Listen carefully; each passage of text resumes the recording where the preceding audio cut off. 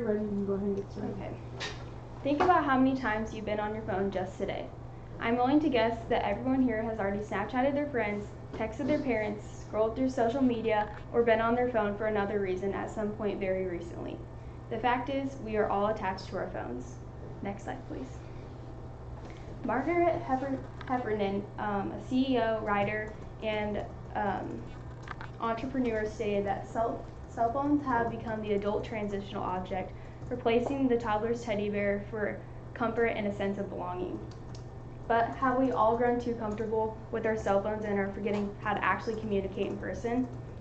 Today, I will tell you why I believe that cell phones, despite their purpose to enhance communication, have actually done the opposite.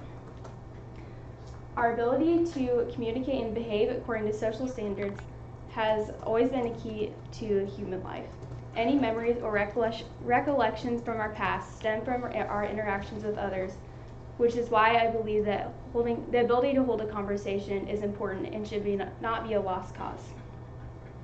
Can you flip to the next slide, please?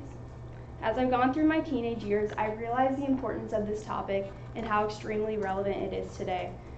I don't actually have a problem with cell phones themselves, but the way that people cling to them is something that I feel like is a major issue in today's society. So today, I will explain 3 ways in which cell phones are hurting communication, damaging relationships, creating distraction, and causing impatience. Next slide, please. Although cell phones have not thought to enhance communication, actually, can you go back one? Sorry. Although they have been thought to enhance communication, in many ways, they actually can hurt the social and conversation dynamic and can cause tense social situations. According to Sherry Turkle, MIT sociologist and author of the 2015 novel Reclaiming Conversation, 89% of Americans said that during their last conversation they took out their phone, and 82% of them said that it deteriorated the conversation they were in. So essentially, we are aware that using our phone during conversations negatively affects our interactions, but we continue to do it anyway. Turkle emphasizes that the quality of conversation that occurs when cell phones are in the mix is depleted. So when people focus on their cell phones, they're not fully engaged in conversing or interacting with others, so they never get very deep into a conversation. If you put a cell phone into social situations, you talk about things where you wouldn't mind being interrupted. Because of this, conversation becomes shallow and unmeaningful. In the same way, being on your phone in a conversation decreases the chances of you developing an emotional connection with another individual. This is due to the fact that talking to someone not only involves physically listening to what they're saying, but also interacting with them, paying attention to their body language and emotions. As a listener, you have to pay attention to all these things to fully grasp what someone's saying. Face-to-face conversation is one of the few ways that people can fully relate and understand one another. So people who are on their phones during these interactions are missing out on this precious opportunity. I know that in my own experience, I find it frustrating when people around me are so engrossed by their phone screen that they're not concerned about interacting with others. So the chances of you forming a relationship with another person when you're on your phone or making a new memory are ruined when this happens. To quote a statement from a student in the 2019 Scholastic Choice article, "Should Schools Ban Cell Phones?" If we were to put these devices away, we'd be much more likely to have face-to-face conversation that would allow us to get to know each other and build friendships. After all, high school is a time that we will develop the social skills that we'll rely on for the rest of our lives. The ability to effectively communicate with others has always been a vital skill to being successful. As a person, you have to be able to understand others, work with others, and learn with others. And none of this is possible if our heads are constantly stuck in our phones. In addition to this idea, cyberbullying is a major issue in modern day society as cell phones have reached vast popularity, according to Bernadette Schell, author of the 2016 article, Cyberbullying and Cyberstalking.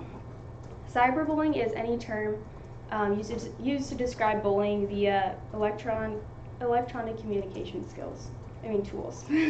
Although bullying with and without cell phones have the same negative effects. Shell states that bullying perpetrators with their cell phones seem to show more aggression in the cyber world as compared to others not so predisposed. Essentially, bullying with cell phones is so much easier. People can do so much more harm to their victims because they have their screen to hide behind. And their methods may not be as obvious as those of a normal bully because it's not like physically in front of you, so it may be harder to punish them. Also, they're not facing the person they're being rude to in person, so many find that much easier. In my high school, I constantly heard of instances of cyberbullying, whether that be a full-on attack directed to someone or just an inappropriate comment. Pressing the button to post or send something is just so instantaneous, and people don't have to think twice about it since they're not facing the person they're harassing in person. Overall, being on your phone makes it so much harder to effectively communicate with others and can create gaps in our relationships. Next slide, please. In our everyday lives, cell phones can pose as a major distraction from important things occurring around us. According to Shalini Misra and Chitban Trivedi's 2017 article from The Social Issues in Living Color, Challenges and Solutions from the Perspective of Ethnic Minority Psychology, there is a growing evidence of the detrimental behavior, psychological, neurological, and health effects of multitasking, divided attention, and cyber-based sources of sensory overload. In 2014, Yuanxing Wang, author of The Social History of the American Family, an encyclopedia, noted that cell phone use is occupying an insane amount of time in a person's day. Americans between ages 8 and 18 spend on average 7 hours and 38 minutes a day on handheld devices and digital technology. This is a lot of time every day that could be devoted to something more meaningful. According to Sherry Gordon, author of the 2019 article, How Smartphones Create Distractions in Classrooms, teachers of multiple age groups are finding it increasingly difficult to get the full attention of their students during class time. Next slide, please. And another. Students are finding ways to text, surf the web, and post on social media, all while the teacher is instructing. While this occurs, students are not getting the full educational experience and are therefore at a disadvantage. A study conducted by the University of Nebraska-Lincoln also illustrates this idea quite well. Researchers found that students on average check their phones and other devices more than 11 times a day, and it's not just a quick check of their phone to see if anyone is trying to reach them. Instead, they're spending up to 20% of their class time texting, emailing, surfing the web, checking social media, and even playing games. What's even more shocking is the fact that students who are on their phones during class believe it has no effect on their learning experience. They feel it's their choice to spend class time however they wish. Many think that they're actually good at multitasking, but the reality is we can only devote our time full attention to one thing at a time. In another statement by an interviewed student from the Scholastic article, agreed that cell phones make it more difficult to pay attention. When I walk down my hallway at school, it's not unusual to find students ignoring each other because they're so mesmerized by their phones. Next slide, please. So not only are cell phones taking away from the physical learning experience, but also the aspect of peer interaction during school. Next slide, please. In addition to this idea, more frequent cell phone use has also caused people to be more impatient and is linked to misbehavior in children.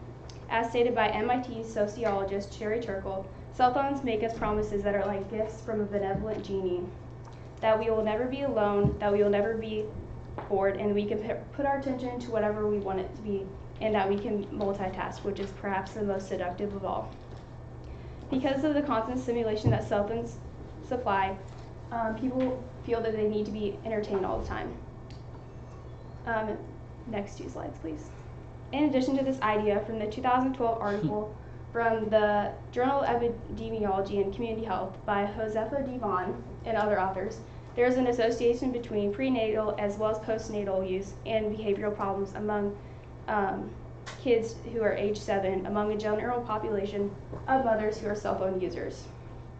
Phones are ever increasing in their usage throughout the world, so that means that children have more access to them at a younger age, and this can cause many behavioral problems. Next slide, please. Ultimately, cell phones have had a negative effect on the way that people interact and communicate with others in society because we are all addicted to our phones. But there is good news to this. We can change this trend just by setting our phones aside during times of the day that really matter. I hope this presentation will cause you all to think twice about whether pulling out your phone is necessary in every situation. Your cell phone has already replaced your camera, your calendar, your alarm clock. Don't let it replace your family. Thank you.